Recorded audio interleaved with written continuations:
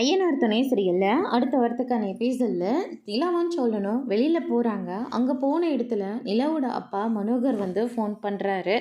சொல்லுங்கப்பா அப்படின்ற மாதிரியும் சொல்லிடுறாங்க. உனக்கும் சோழனுக்கோ ரிசப்ஷன் வைக்கலான்னு சொல்லிட்டு முடிவு எடுத்திருக்கோமா, நீங்கள் கிளம்பி வாமா அப்படின்ற மாதிரியும் சொல்லிடுறாங்க. இல்லைப்பா எனக்கு ரிசப்ஷன்லாம் வேண்டாம் அப்படின்னு சொல்லிட்டு நிலா வந்து ஃபோனை கட் பண்ணிடுறாங்க. அதுக்கு அடுத்ததாக ரூமில் இருக்கிற போது சோழன் இருந்துட்டு ஜாலியாக பேசிகிட்டு இருக்காங்க.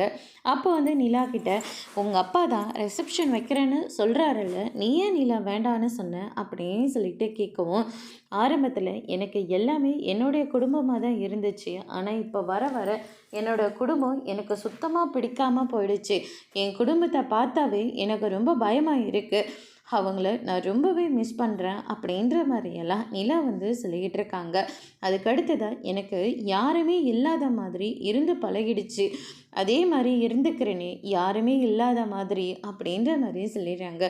சோழன் இருந்துட்டு நிலாவோட கையை பிடிச்சிக்கிட்டு, யாருமே இல்லைன்னு சொன்னால் என்ன அர்த்தம் நிலா?